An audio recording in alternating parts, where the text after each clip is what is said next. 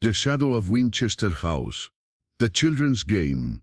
The summer of 1912 had brought an unusual heat wave to San Jose, California, and the sprawling Winchester Mystery House stood like a Gothic monument against the shimmering horizon. 4 children from the neighboring estates had gathered on the dusty road that bordered the infamous mansion, their laughter echoing through the afternoon air as they played a game of hide-and-seek among the olive trees that lined the property. Margaret Thornton, at 12 the eldest of the group, had convinced her younger brother Thomas and their friends, the Caldwell twins, Emma and James, to venture closer to the mysterious house than any of them had ever dared before. The Winchester Mansion, with its bizarre architecture and indulged construction, had been a source of fascination and terror for the local children for as long as they could remember. "I dare you to touch the gate," Margaret called out to Thomas, who was crouched behind a gnarled oak tree, his face flushed with excitement and fear. Thomas Thornton, 10 years old and eager to prove himself to his older sister, emerged from his hiding spot with a bravado that didn't quite mask his nervousness. "That's nothing," he declared, though his voice cracked slightly. "I'll do more than touch it." Emma Caldwell, the more cautious of the twins, tugged at her brother's sleeve. "Mama said we're not supposed to go near the Winchester place. She says it's haunted by all the people killed by Winchester rifles." James Caldwell, however, was as adventurous as Thomas. At 11, he considered himself practically grown up and wasn't about to be outdone by anyone. "Ghosts aren't real, Emma. You're just being a scaredy cat." The Winchester Mystery House loomed before them, its 7 stories rising in an impossible tangle of staircases, doors, and windows. Sarah Winchester, the widow of the Winchester Rifle Fortune, had been building and rebuilding the house for over 20 years, driven by what locals whispered was either madness or a desperate attempt to confuse the spirits of those killed by her family's weapons. Margareta brought her father's new Kodak camera, a birthday gift that she'd been dying to use. The box camera was heavy in her small hands, but she was determined to capture something extraordinary. "Let's take a photograph by the front gate," she suggested. "We can show everyone at school that we were brave enough to come here." The 4 children approached the ornate iron gate that marked the entrance to the Winchester property. The gate itself was a masterpiece of Victorian metal work, with intricate scroll work, and the Winchester family crest prominently displayed. Beyond it, the winding driveway disappeared into a maze of gardens and architectural oddities. Thomas, emboldened by his sister's presence and the camera's promise of immortalizing his stories, pressed his face against the iron bars. "Look, I can see the front door from here.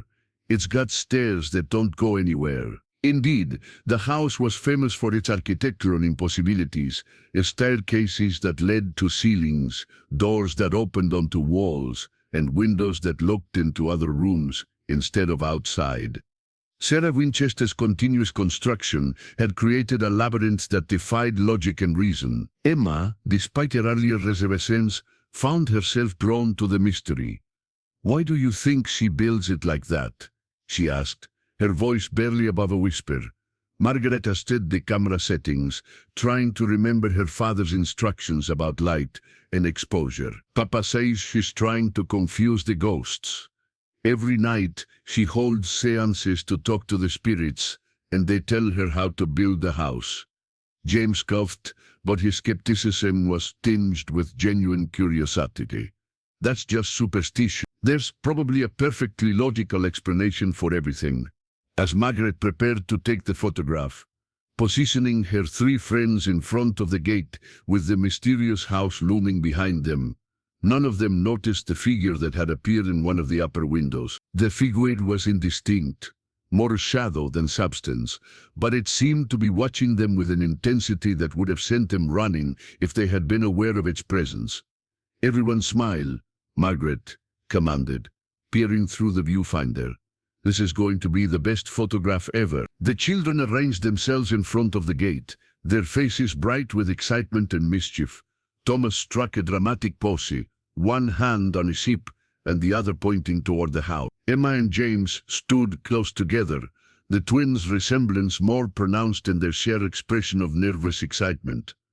Margaret pressed the shutter release, and the camera captured the moment with a mechanical click that seemed unnaturally loud in the afternoon stillness. For a brief instant, everything was frozen.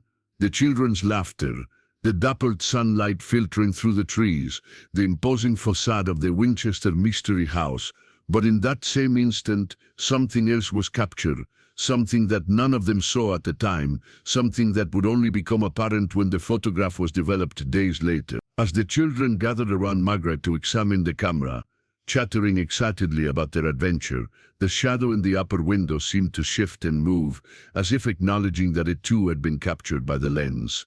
"Do you think we'll get in trouble?" Emma asked, glancing nervously toward the house. Margaret shrugged with the confidence of youth. "How could we get in trouble for taking a picture from the road?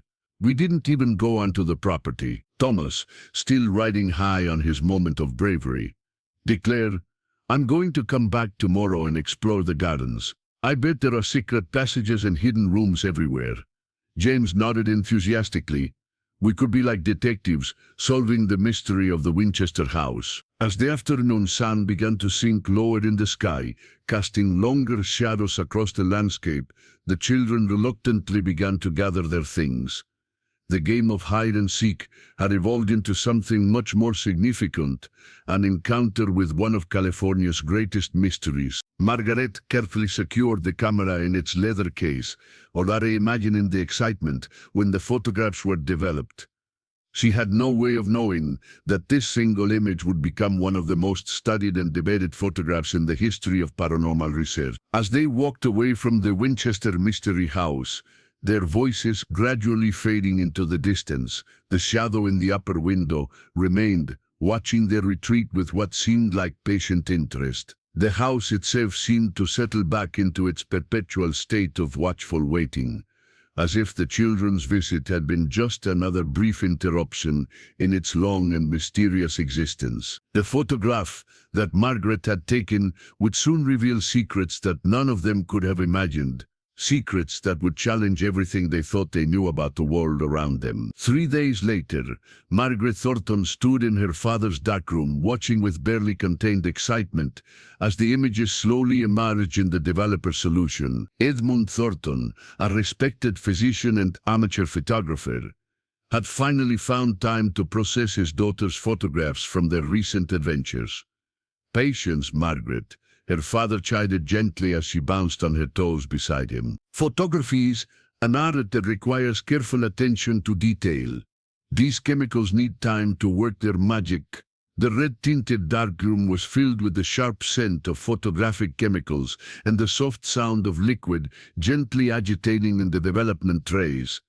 Thornton had converted a small room in the basement of the Victorian home into a proper darkroom, completely with enlarged chemical baths and drying lines. "Is it ready yet, Papa?" Margaret asked for the third time in as many minutes. Dr. Thornton lifted the photographic plate from the developer with a pair of tongs, examining it in the dim red light. "Let's see what you've captured here, my dear." As the image became clearer, Dr. Thornton's expression changed from paternal amusement to something approaching concern. The photograph showed the 4 children exactly as Margaret remembered them.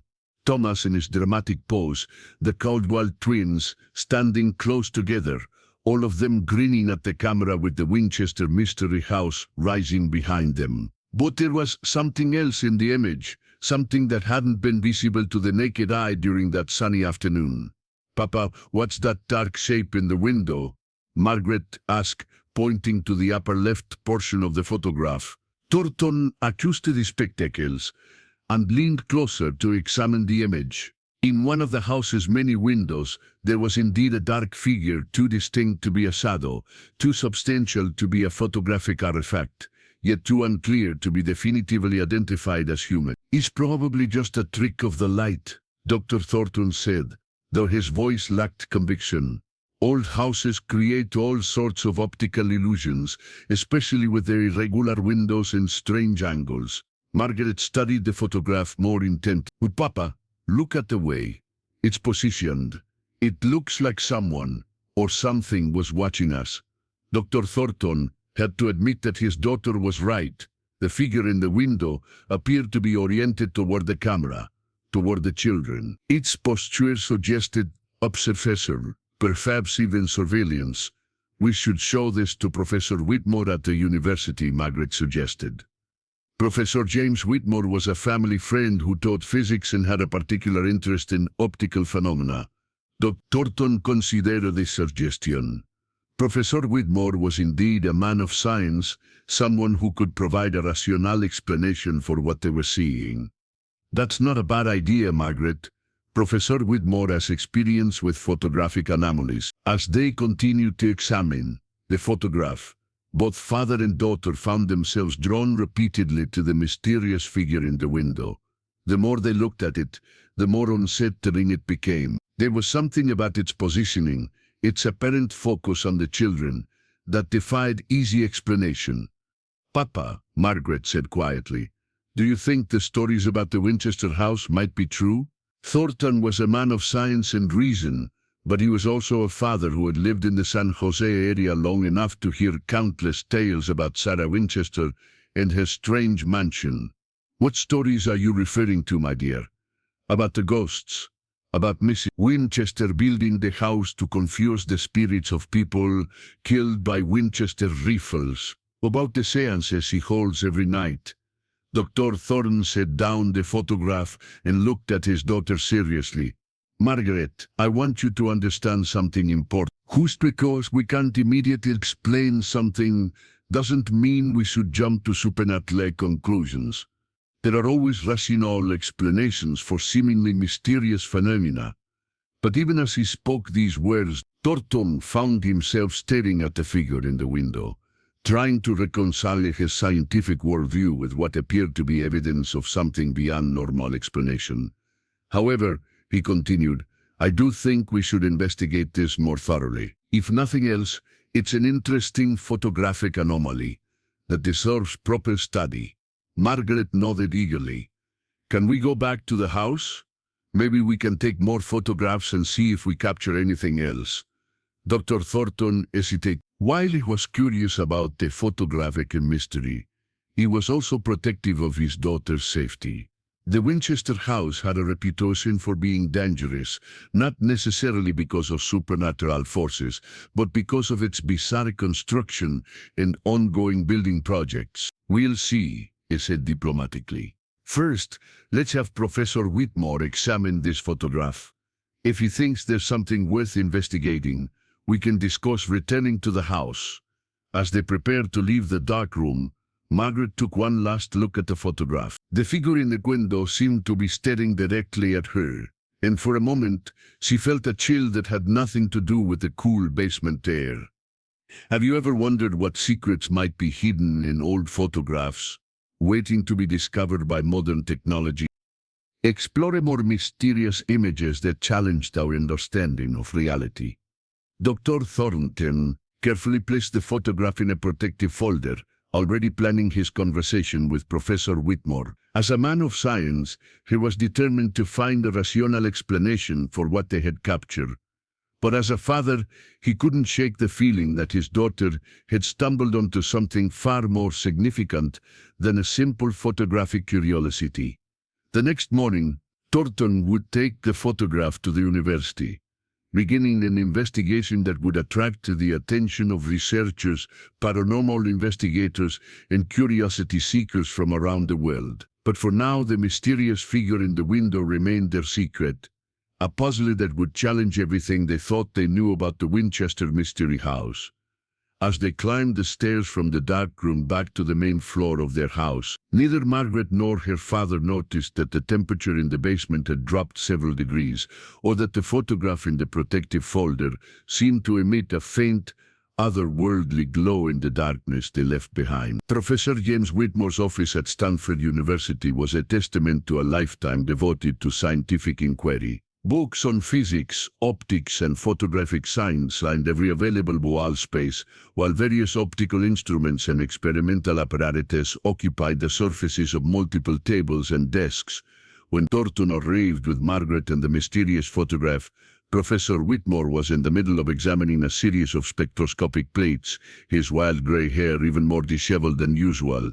"Edmund, my dear fellow," Professor Whitmore exclaimed, looking up from his work with genuine pleasure. "And young Margaret, what brings you to my humble laboratory of learning?" Dr. Thornton placed a protective folder on the professor's desk. "James, we have something rather unusual that we'd like your expert opinion on. Margaret took a photograph near the Winchester house, and we've discovered something unexpected in the image." Professor Whitmore's eyes lit up with curiosity. At 62, he had spent decades studying optical phenomena, and unusual photographic images were among his favorite puzzles. "The Winchester house, you say? That architectural monstrosity that Mrs. Winchester continues to fascinating place from an engineering perspective. Though I must say the construction defies all logical principles." Margaret stepped forward eagerly. "Professor Whitmore, we found something in the photograph that we can't explain. Papa says you might be able to help us understand what it is."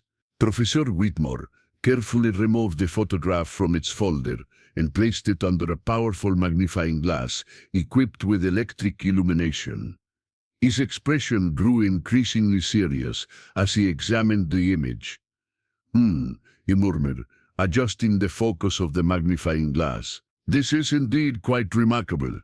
The figure in the window, it's far too distinct to be a simple shadow or reflection." Dr. Thornton leaned forward.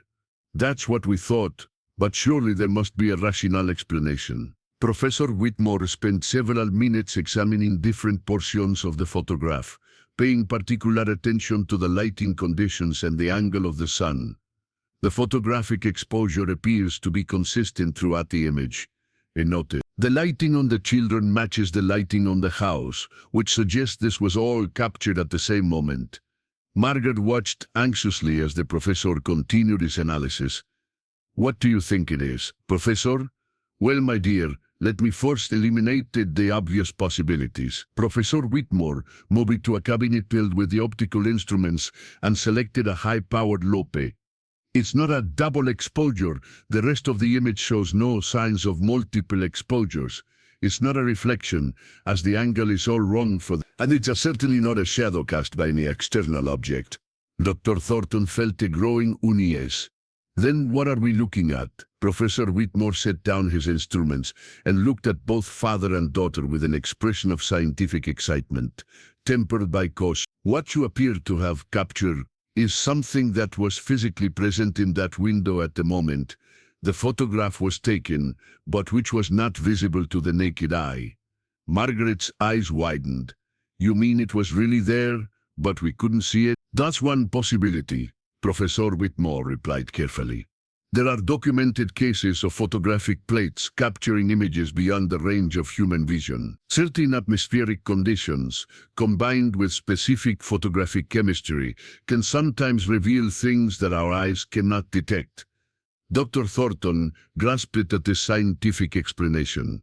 "So you're saying this could be some sort of optical phenomenon that the camera detected but we missed?" "It's possible," Professor Whitmore said, though his tone suggested he wasn't entirely convinced by his own explanation. "However, I must admit that the figure's apparent awareness of the camera is troubling from a scientific standpoint." Margaret looked confused. "What do you mean, awareness?" Professor Whitmore pointed to the figure in the window. "Look at its orientation, my dear.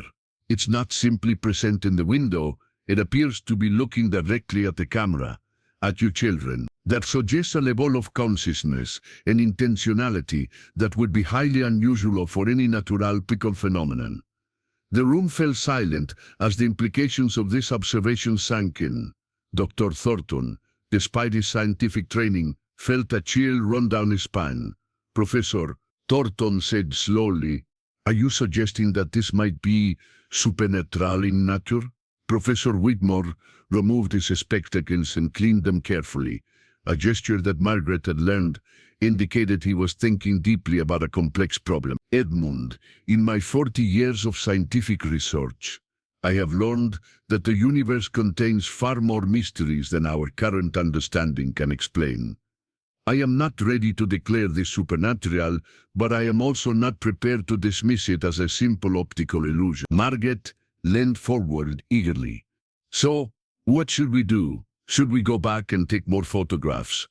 Professor Whitmore replaced his spectacles and looked at the young girl with a mixture of admiration and concern. That, my dear, is a very good question. From a scientific standpoint, additional data will certainly be valuable. But from a safety standpoint, he trailed off, clearly conflicted. Dr. Thorne understood the professor's dilemma. James, what do you know about the Winchester house itself?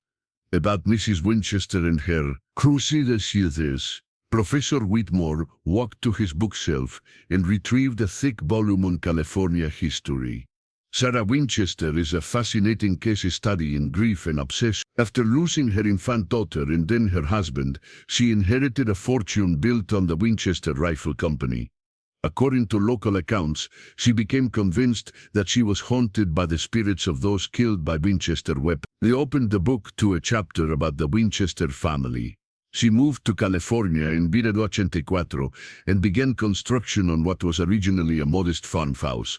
But the construction has never stopped. 24 hours a day, 7 days a week, workers continue to build and rebuild the house according to her specifications. Margaret listened with rapt attention. Why does she keep building? According to the stories, she holds nightly seances during which the spirits tell her how to modify the house.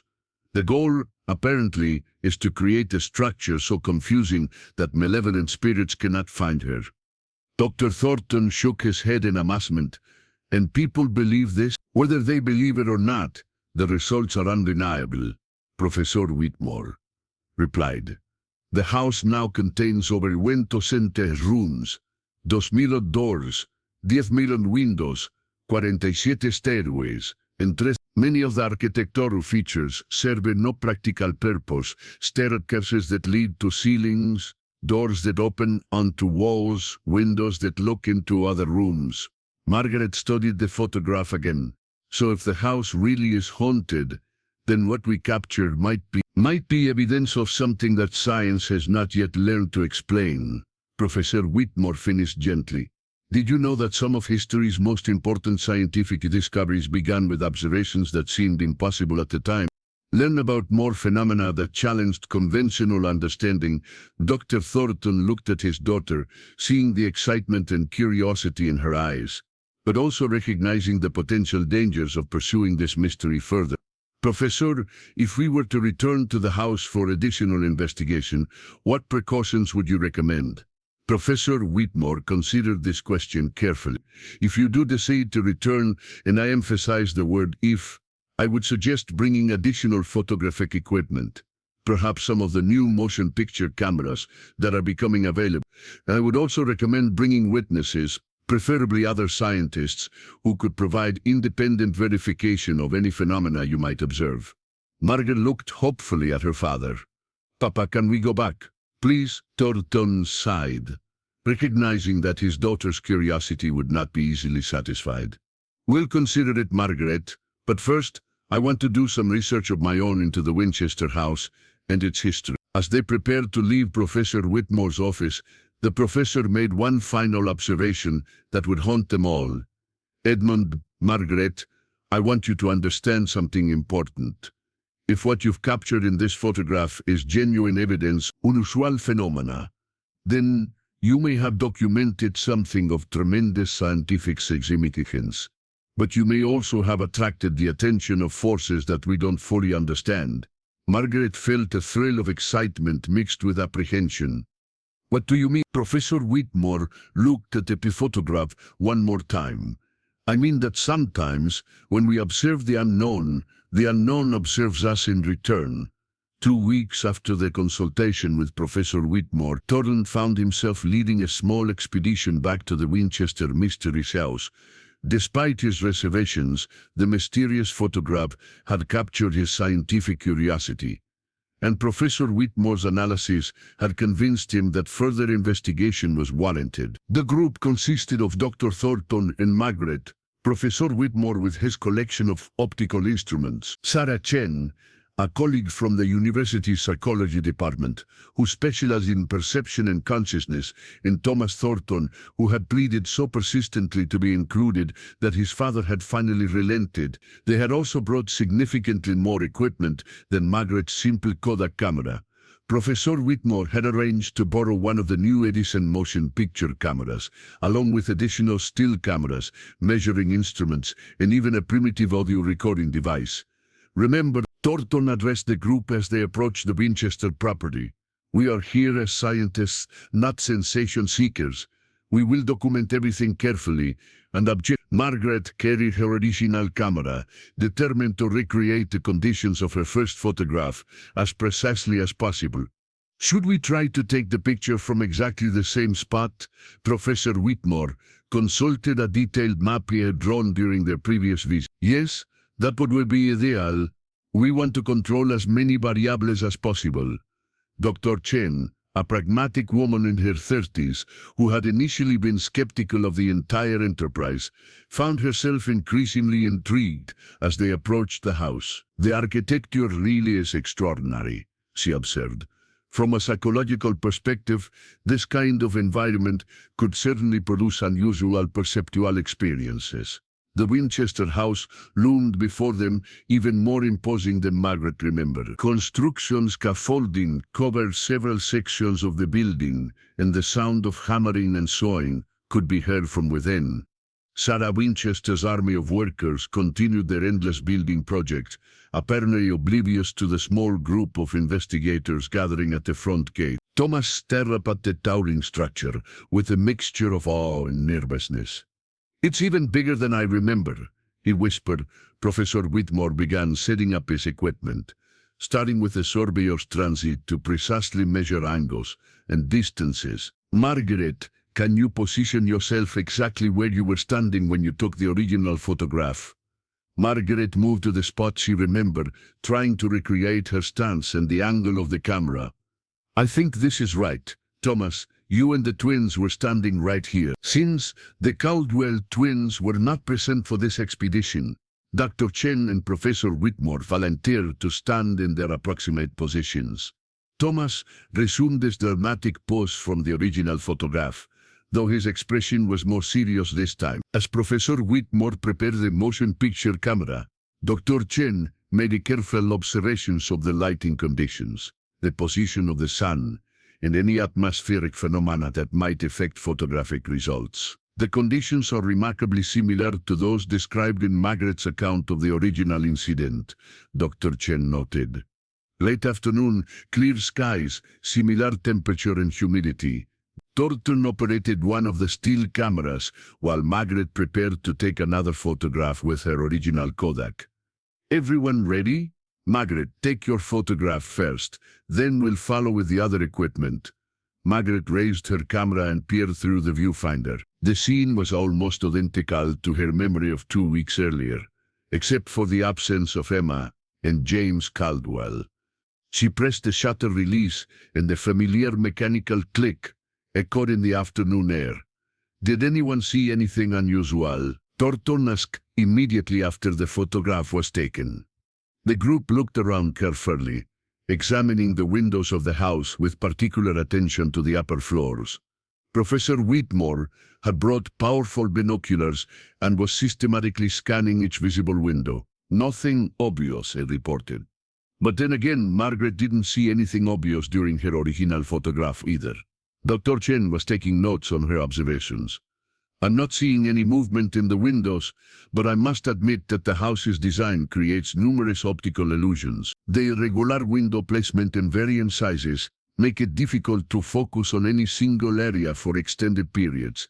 They spent the next hour taking photographs from various angles and distances, using different cameras and exposure settings. Professor Whitmore operated the motion picture camera, slowly panning across the facade of the house while Dr. Thornton called out time markers for later reference. Thomas, who had been quietly observing the house, suddenly grabbed his father's arm. "Papa, did you see that?" "See what, son?" Thomas pointed toward a third-floor window on the east side of the house. "I thought I saw something move in that window, like a curtain being pulled back." All eyes turned toward the window Tuz had indicated. It was partially obscured by scaffolding, but they could see that it was one of the house's many oddly placed windows. This one appeared to be positioned in what should have been the middle of a wall rather than at a corner or logical architectural junction. Professor Whitmore trained his binoculares on the window. As on the window, I don't see any movement now, but Thomas could be right. The scaffolding makes it difficult to get a clear view. Dr. Chen made a note of Thomas' observation. Interesting that it was the child who noticed the movement. Children often have better peripheral vision and are more likely to notice subtle changes in their environment. As the afternoon progressed, they continued their systematic animation of the house. Margaret took dozens of photographs, trying to capture every angle and detail that might reveal something unusual. The motion picture camera recorded continuously, creating what would become one of the first film documents of the Winchester Mystery House. It was Dr. Chen who made the next significant observation. Has anyone else noticed that the hammering and construction sounds have stopped? The group paused their activities and listened. Indeed, the constant background noise of construction that had been present when they arrived had ceased completely. That's odd, Dr. Thornton observed.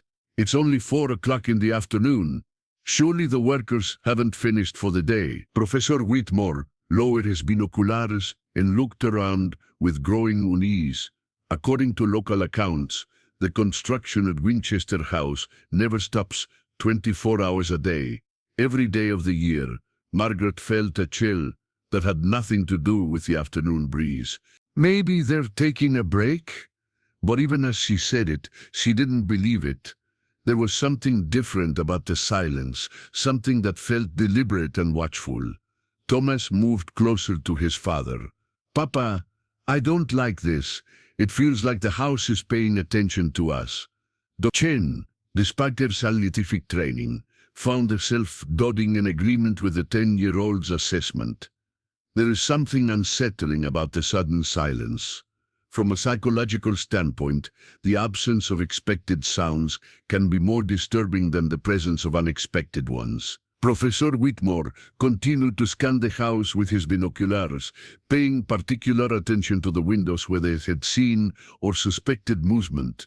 I think we should continue with our documentation, but perhaps we should thus prepare to leave quickly if necessary. Have you ever experienced that eerie feeling when a familiar environment suddenly becomes silent and watchful? Discover more accounts of places where the ordinary became extraordinary as they resumed their work. Each member of the group became increasingly aware that they were being observed. It wasn't anything they could point to specifically. No faces in windows, no obvious signs of surveillance, but the feeling was unmistakable and growing stronger. Margaret, who had been the most enthusiastic about returning to the house, now found herself glancing nervously at the upper windows every few seconds. Professor Whitmore, how much longer do we need to stay? Before the professor could answer, a new sound broke the silence, the slow, deliberate creaking of a door opening somewhere within the house. The sound was followed by footsteps, not the heavy boots of construction workers, but lighter, more measured steps that seemed to be moving through the interior of the building. Dr. Thornton immediately began gathering their equipment. I think we have enough documentation for today. But as they prepared to leave, Margaret noticed something that made her stop in her tracks. In the same upper window where she had captured the mysterious figure in her original photograph, a curtain was now clearly visible and it was moving, despite the absence of any wind. Look, she whispered, pointing toward the window. The entire group turned to see the curtain swaying gently back and forth, as if someone had just brushed past it. And for just a moment, they all saw the same thing, the unmistakable silhouette of a figure standing behind the glass, watching them with what seemed like patient interest. Then, as suddenly as it had appeared, the figure was gone, leaving only the gently moving curtain as evidence that anything had been there at all. The dark room in Dr. Thornton's basement had never seen such intense activity. For 3 days straight, and Professor Whitmore had been developing and analyzing the dozens of photographs and hundreds of feet of motion picture film they had captured during their return visit to the Winchester Mystery House. Margaret paced anxiously outside the darkroom door, occasionally pressing her ear against the wood to try to hear what the two men were discussing inside. Thomas sat on the basement stairs, equally eager to learn what their expedition had revealed. "They've been in there forever," Thomas complained. "Why won't they let us see the pictures?" Margaret shushed her brother. "Papa said they need to examine everything carefully before drawing any conclusions. We have to be patient." But patience was difficult when they knew that the photographs might contain evidence of something extraordinary. Dr. Chen had returned to the university to analyze her psychological observations, promising to return once the photographic evidence was ready for review. Finally, after what seemed like an eternity, the darkroom door opened and Dr. Thornton emerged, his face grave and thoughtful. Professor Whitmore followed, carrying a stack of developed photographs and several strips of motion picture film. "Children," Thornton said solemnly, "I think you should see what we've discovered." They moved to the main floor of the house, where Dr. Thornton had set up a large table with several magnifying glasses and good lighting. Professor Whitmore carefully arranged the photographs in chronological order, starting with Margaret's original image from 2 weeks earlier. "Let's begin with what we know," Professor Whitmore said, pointing to the first photograph. Margaret's original picture clearly shows an anomalous figure in the upper window.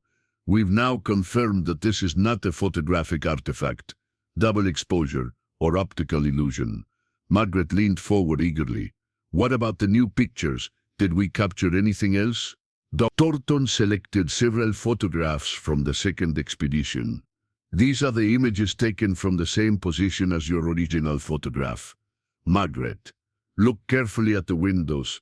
Margaret and Thomas studied the photographs intently. At first glance, they appeared to show only the house itself, with no obvious anomalies. But as they looked more closely, details began to emerge. "There," Thomas said suddenly, pointing to a different window than the one in the original photograph. "There's something in that window too." Professor Whitmore nodded approvingly. "Excellent observation, Thomas. We've identified anomalous figures in no fewer than 7 different windows across the various photographs." Margaret felt a mixture of excitement and apprehension. 7 different figures? You mean there are 7, whatever they are, in the house? "That's one interpretation," Dr. Thornton replied carefully. "Another possibility is that we're seeing the same entity or entities moving from room to room." Professor Whitmore spread out several more photographs. "But here's where it becomes truly remarkable. Look at this sequence of images taken approximately 30 seconds apart. The photographs showed what appeared to be the same figure moving from one window to another, then to a third window on a completely different floor of the house. The movement suggested a path through the interior of the building that would have been impossible for any living person to navigate in such a short time." "The Winchester house is a maze," Professor Whitmore explained. "Many of the rooms are not connected to each other in logical ways. Some can only be reached by traversing multiple floors and following circuitous routes.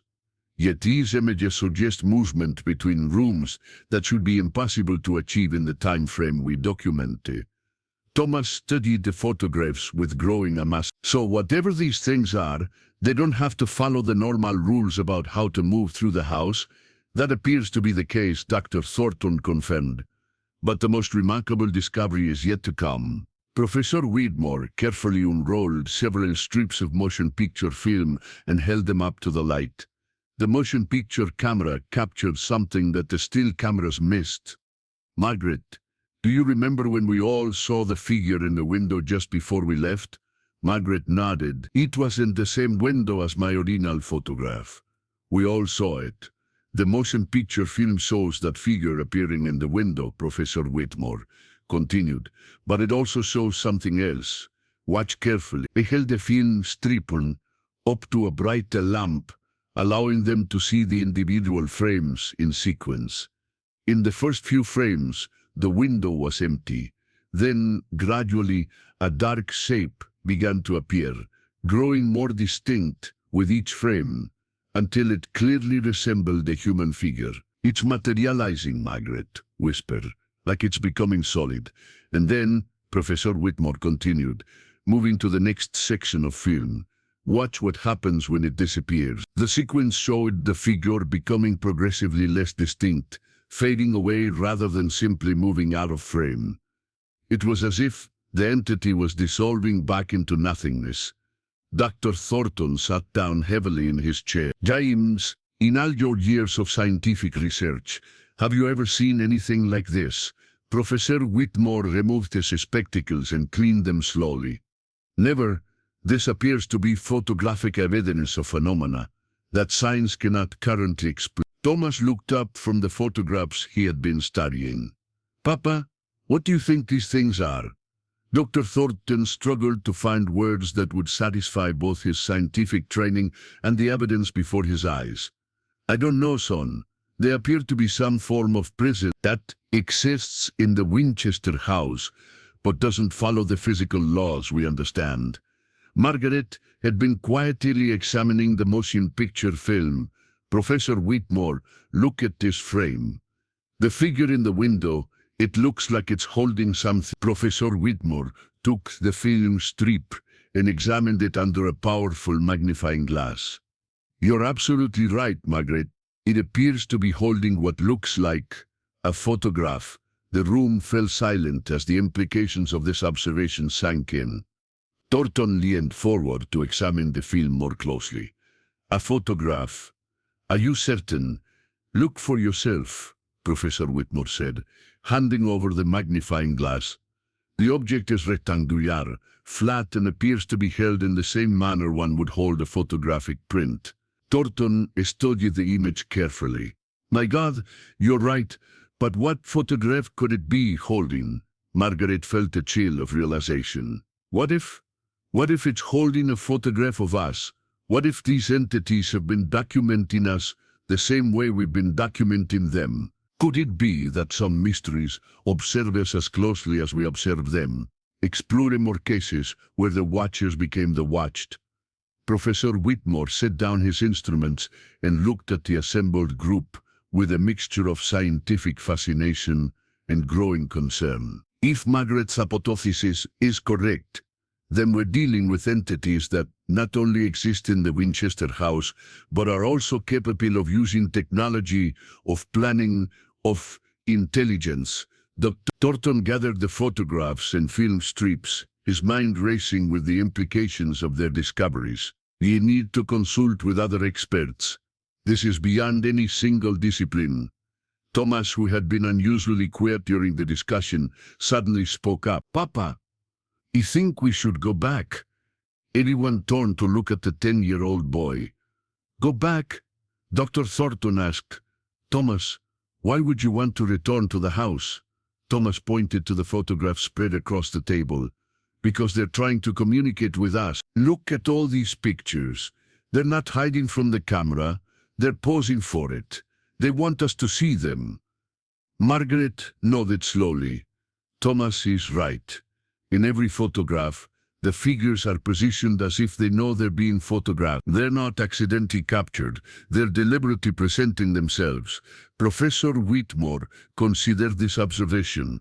"From a scientific standpoint, if these entities are indeed attempting to communicate, then we have an obligation to try to understand what they're trying to tell us." Dr. Thornton looked at his children, seeing the determination in their eyes, and realized that their investigation of the Winchester Mystery House was far from over. In fact, it was just beginning. But he also realized that they were no longer simply observing the mystery of the Winchester House. Somehow, they had become part of it.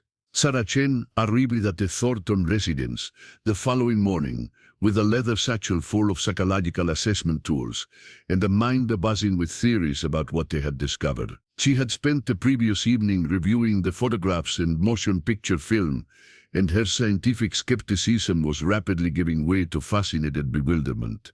"Edmund," she said as her tone led her into his study, I've been analyzing the behavioral patterns visible in your photographic evidence, and I must say, the implications are extraordinary. Margaret and Thomas were already waiting in the study, along with Professor Whitmore, who had arrived early to continue his analysis of the motion picture film. The table was covered with photographs, film strips, measuring instruments, and several thick books on optical phenomena and psychological perception. "What have you concluded, Sarah?" Dr. Thornton asked as he poured coffee for the assembled group. Dr. Chen opened her satchel and withdrew a notebook filled with detailed observations. "The entities in these photographs display what appears to be purposeful behavior. They're not randomly appearing in windows, they're positioning themselves for optimal visibility to the camera. They're exhibiting what we might call photogenic awareness." Professor Whitmore looked up from the film strip he had been examining. "Photogenic awareness? Can you elaborate on that concept?"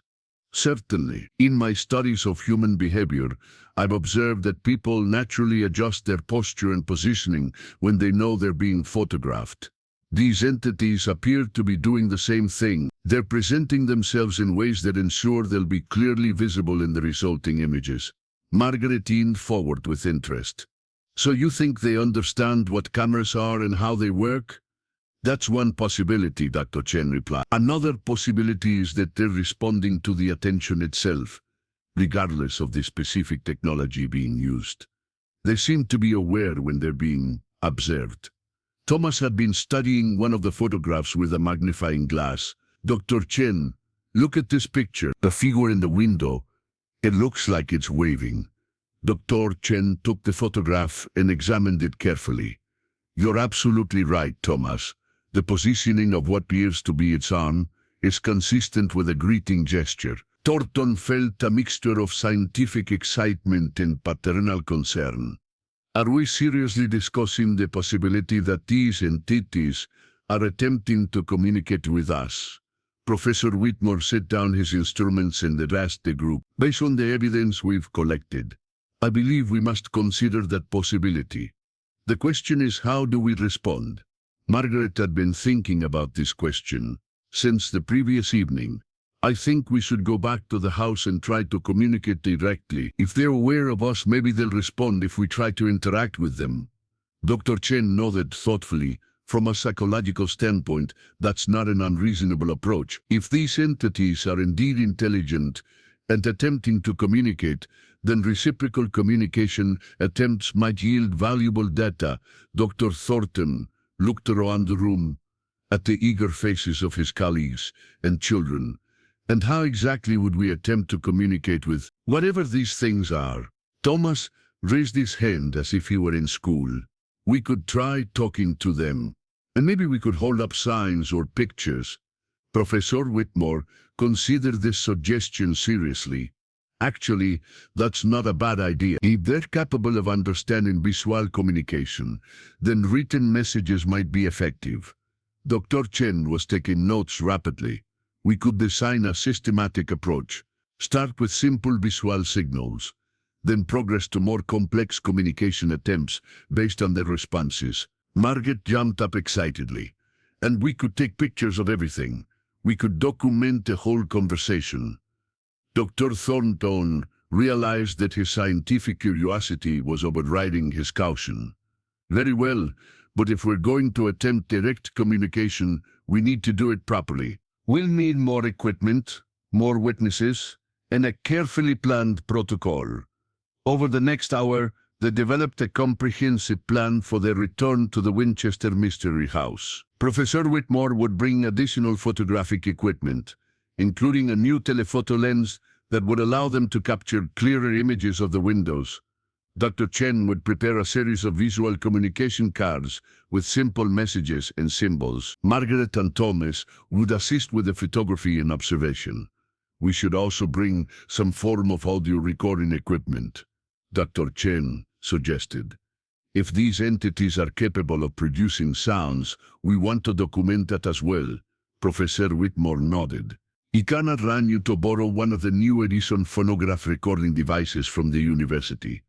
As they finalized their plans, Margaret made an observation that gave everyone pause. Has anyone noticed that we keep talking about going back to the house, but we haven't discussed whether Mrs. Winchester might object to our presence? Dr. Thornton realized that his daughter had raised an important point. You're right, Margaret. We've been so focused on the scientific aspects that we've forgotten about the property owner. Professor Whitmore stroked his beard thoughtfully. Actually, I may be able to help with that. I have a colleague in the architecture department who has been corresponding with Mrs. Winchester about the structural engineering of her house. Perhaps he could arrange an introduction. Dr. Chen looked concerned. Do we really want to involve Mrs. Winchester in this investigation? By all accounts, she's not entirely stable. On the contrary, Professor Whitmore replied, if anyone would understand what we're experiencing, it would be Sarah Winchester. She's been living with these phenomena for over 20 years. Thomas had been quietly listening to the adult conversation, but now he spoke up with the directness that only children possess. Maybe Mrs. Winchester has been trying to tell people about the ghosts all along, but nobody believed her because they thought she was crazy. The room fell silent as the implications of Thomas's observation sank in. Margaret nodded slowly. That would explain why she keeps building the house. Maybe she's not trying to confuse the spirits. Maybe she's trying to accommodate them. Dr. Thornton looked at his children with new respect. That's a remarkably insightful theory. If Mrs. Winchester has been experiencing the same phenomena we've documented, then her architectural modifications might represent a form of communication or cooperation with these entities. Professor Whitmore was already reaching for his coat. I think it's time we paid a visit to Mrs. Winchester herself. If we're going to understand what's happening in that house, we need to hear from someone who's been living with it for decades.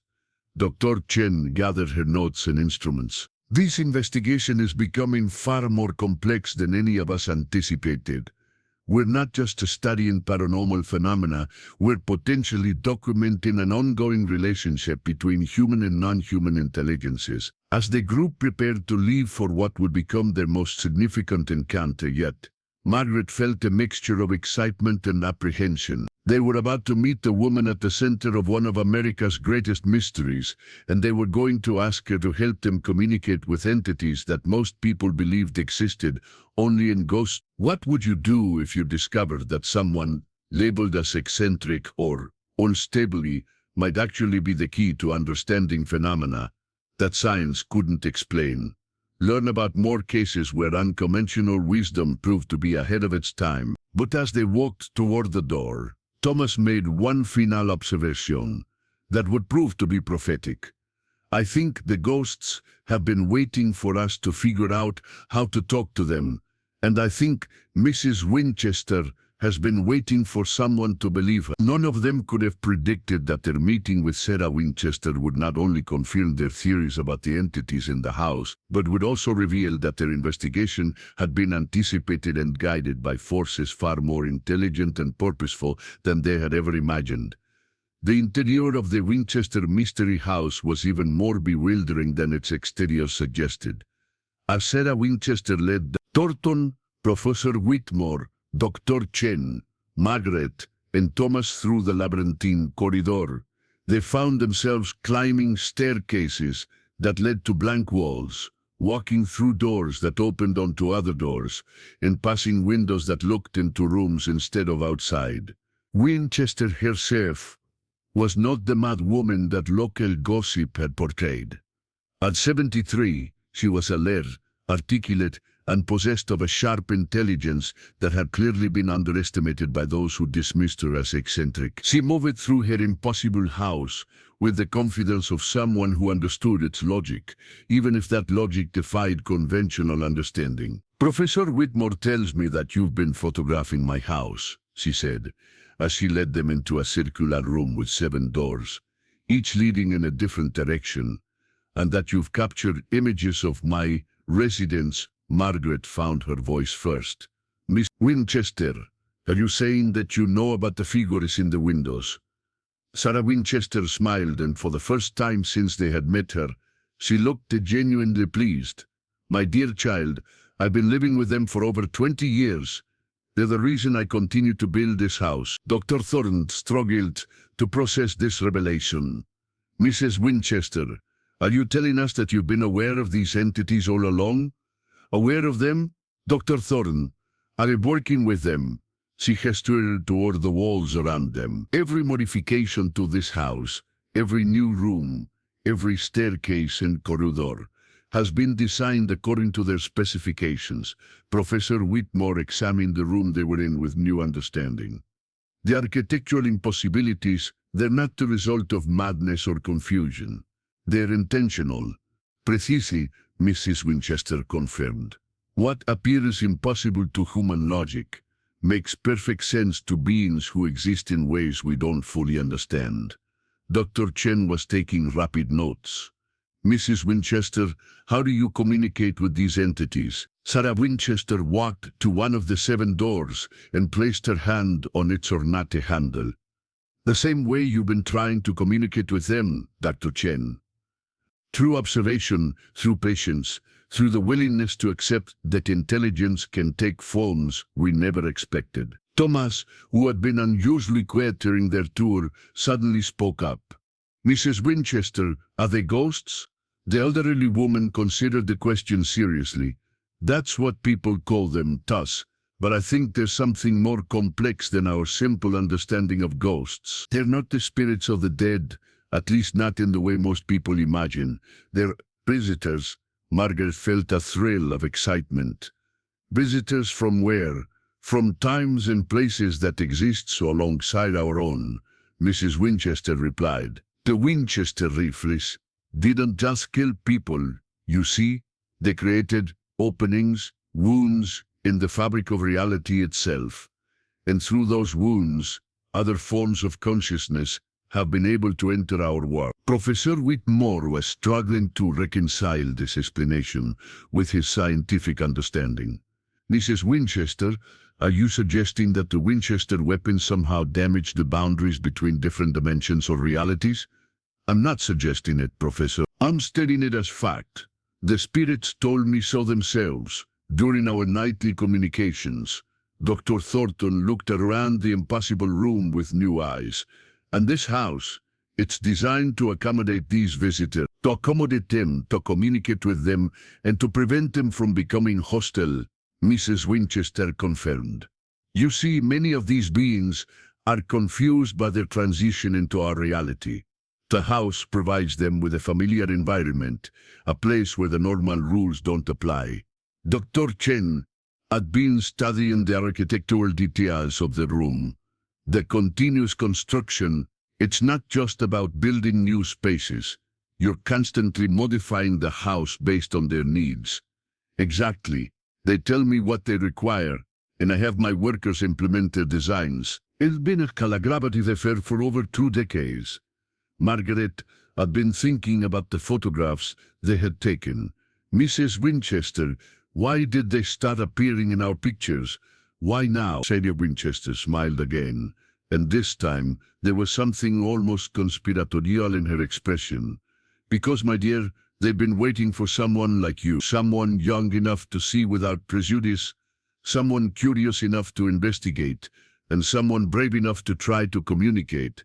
Thomas looked confused, waiting for us. But how could they know we would come? Time doesn't work the same way for them as it does for us. Miss Winchester explained. They can see possibilities, potential futures. They knew that eventually someone would develop the technology to capture their images, and they've been preparing for that moment. Professor Whitmore was examining one of the doors in the room, noting its unusual proportions and the strange symbols carved into its frame. Mrs. Winchester, would it be possible for us to witness one of your communication sessions with these entities? The elderly woman considered this request carefully.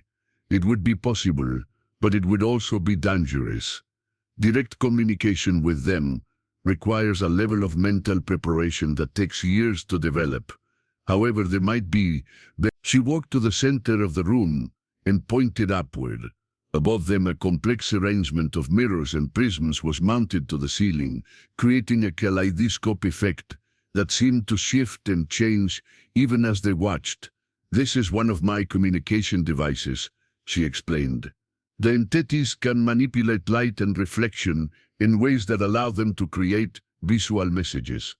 If you're willing to try, we might be able to facilitate a conversation between you and them." Dr. Chen looked fascinated and terrified in equal measure. "What kind of conversation?" "The kind that might answer all of your questions about what you've been photographing," Mrs. Winchester replied. "But I must warn you, once you communicated directly with them, your understanding of reality will be forever changed." Margaret looked at her father, then at Professor Whitmore and Dr. Chen. "I think we have to try. We've come this far."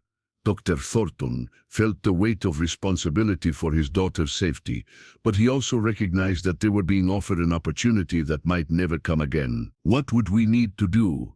Mrs. Winchester began adjusting the mirrors and prisms above them, creating new patterns of reflected light. "Simply observe and be open to what you see. They will do the rest." As the light patterns shifted and coalesced, the room seemed to fill with a presence that was both alien and strangely familiar. The mirrors began to show images that weren't reflections of the room they